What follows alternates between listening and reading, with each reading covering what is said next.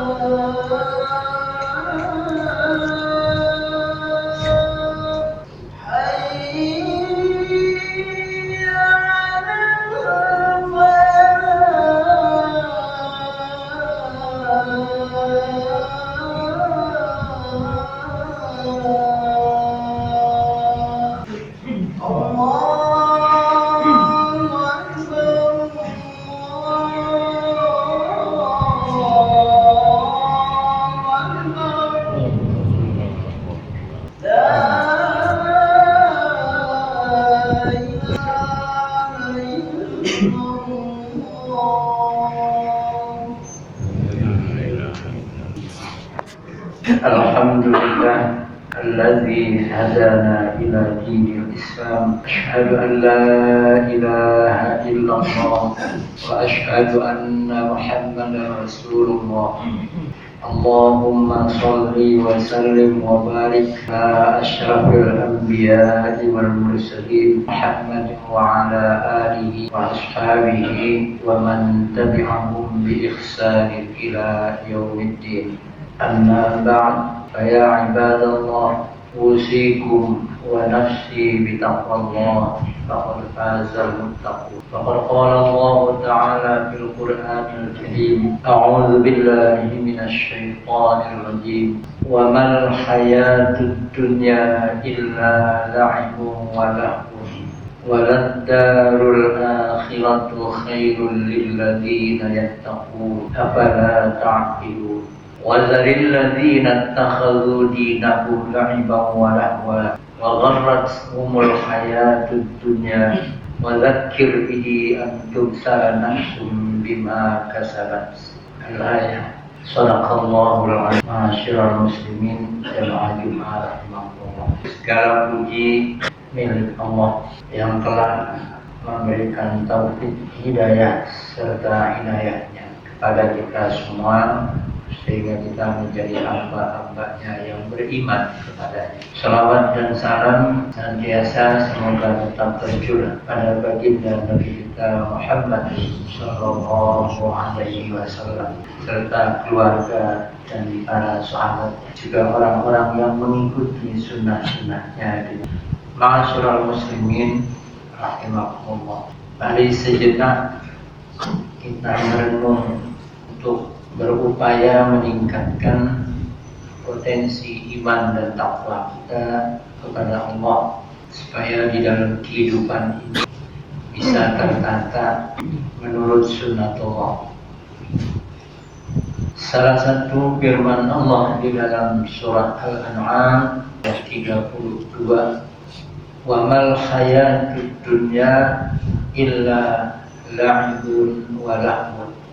Tidak ada hiruk-pikuknya kehidupan dunia ini kan atas permainan dan senurau. Allah memberikan i'tibar la'ibun.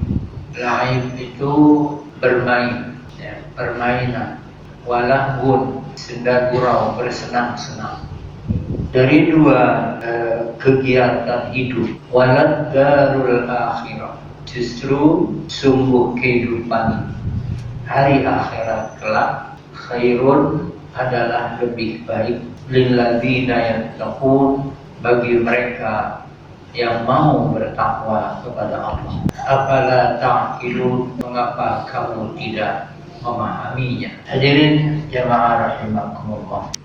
Layaknya permainan, ada yang bermain di kancah perekonomian, menjadi importir, menjadi eksportir, mengelola pabrik, mengelola perkebunan, mengelola pertambangan.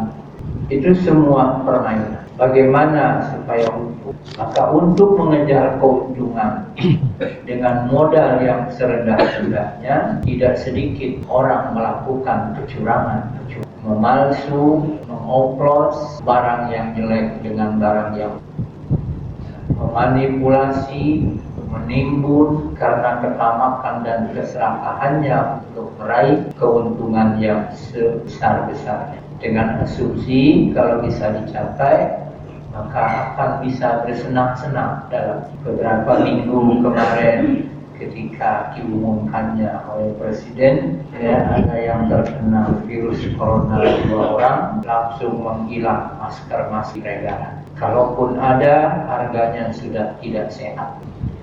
Itulah permainan. Ada yang bermain di bidang politik untuk meraih kekuasaan. Maka untuk mencapai target dan tujuan kekuasaan itu tidak sedikit orang memanipulasi data, fakta, bahkan menipu, tidak segan-segan melakukan kecurangan. Karena itu permainan. Siapa yang lihai, pandai bermain, dialah yang akan memenangkan permainan itu. Seperti orang yang berjudi. Siapa yang lihai, pandai memainkan kartunya, maka dia yang akan meraih kemenangan.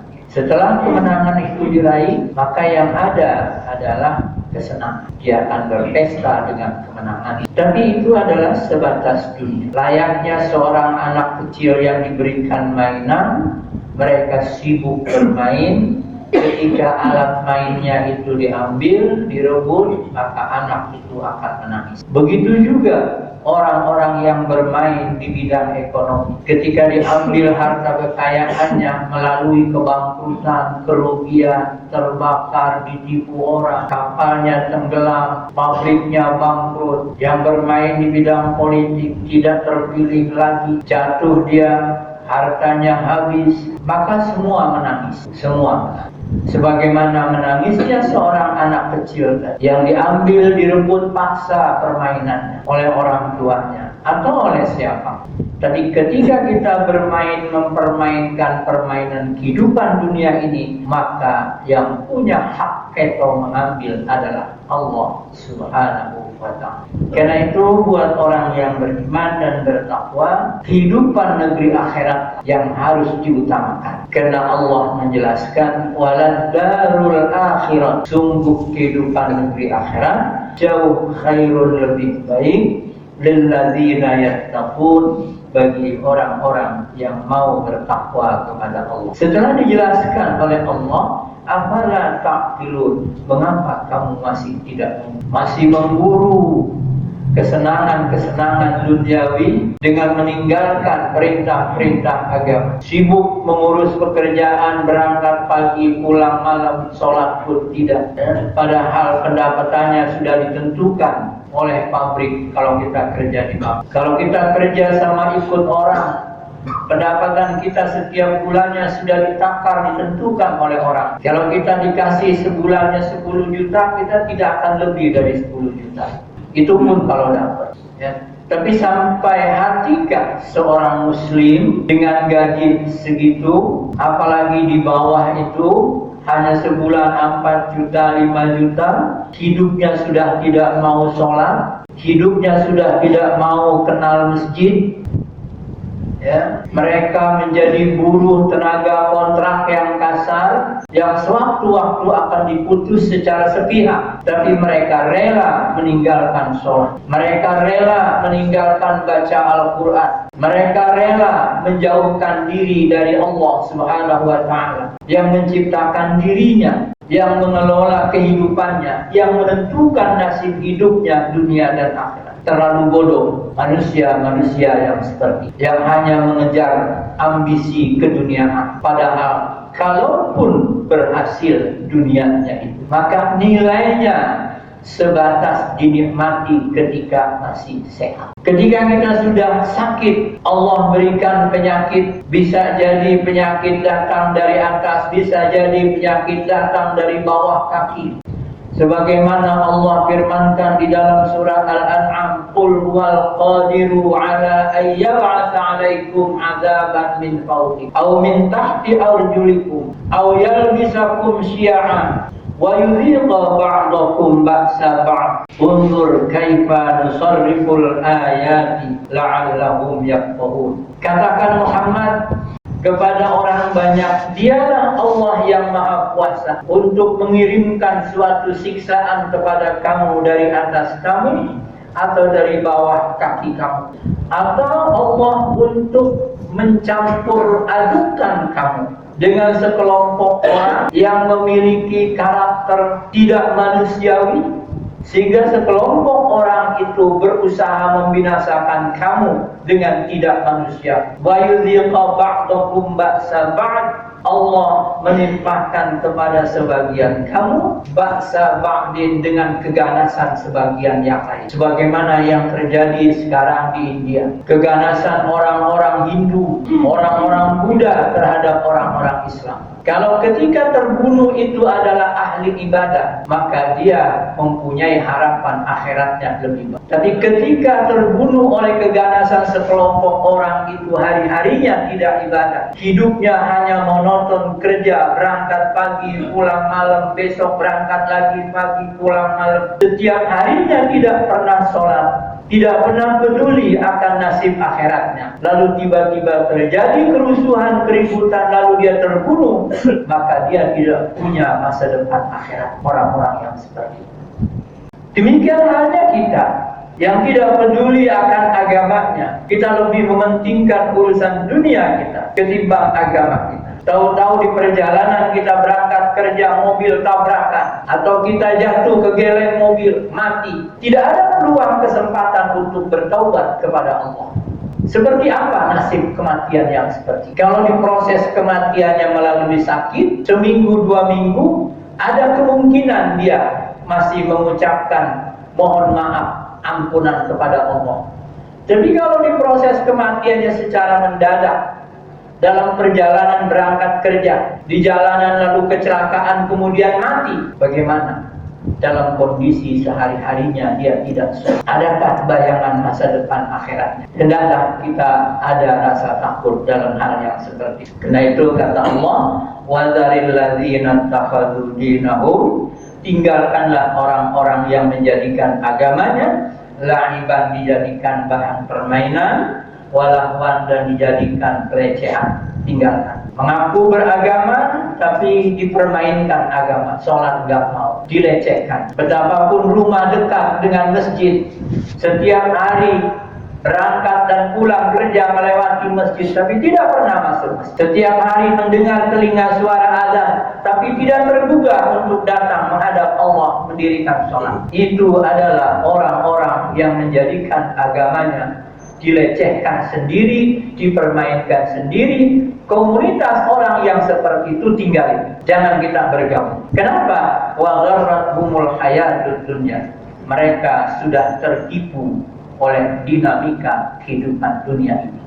Seolah-olah mereka berpikir dengan kehebatan dunianya hidup akan kekal. Padahal sampel sudah ratusan juta manusia sebelum kita mati semua, tidak ada yang abadi. Baik yang jadi raja maupun yang jadi gembel, semua mati. Maka rugilah orang-orang yang mati tanpa membawa bekal iman Islam ke dunia. Mudah-mudahan khutbah ini membawa nuansa baru, berpikir kita dalam agama secara positif, sehingga kita lebih memacu keimanan dan ketakwaan kita kepada Allah Subhanahu wa taala. Barakallahu li wa lakum fil Qur'anil azim wa nafa'ani wa iyyakum bima fihi minal ayati wa dzikril hakim. Wa taqabbala minni wa minkum tilawatahu innahu huwas samiul alim. Fastaghfiruhu innahu huwal ghafurur rahim. Al-Qur'anul Karim. A'udzu billahi minasy syaithanir rajim. Wa dzakir bihi an tursala nafsum bima kasabat laisa laha min dunillahi waliyyun wa la syai'. Wa in ta'dil kullu 'adlin la yukhal bi. Shadaqallah. Ma'asyiral muslimin rahimakumullah. Kewajiban kita dalam kehidupan sesama muslim adalah wadzakir, mengingatkan, berikan peringatan itu kepada setiap orang agar setiap orang kelak di akhirat tidak terjerumus masuk neraka oleh sebab perbuatannya. Kalau sudah dimasukkan ke neraka di akhirat, laisa laha min dunillahi waliyyun wala syafi'. Tidak ada seorang pun yang dapat menyelamatkan, melindungi, membantu, menolong. Kalaupun akan berusaha menebus dengan segala tebusan, la yukhal minha, tidak akan diterima tebusan itu oleh Allah Subhanahu wa taala. Karena itu para jamaah sekalian, ada sebetulnya orang yang sudah datang hidayah itu, cuma dia tolak oleh hatinya sehingga tidak masuk ke dalam hati. Indikatornya apa? Dia dengar suara azan, dia lihat ada masjid, dia tahu azan itu adalah panggilan sholat, dia tahu masjid itu tempat mendirikan sholat, tetapi dia tidak berangkat pergi untuk sholat. Pengetahuan dia akan wajibnya sholat, pengetahuan dia akan suara azan, pengetahuan dia akan masjid tempat sholat adalah menunjukkan bahwa dia telah mendapatkan petunjuk.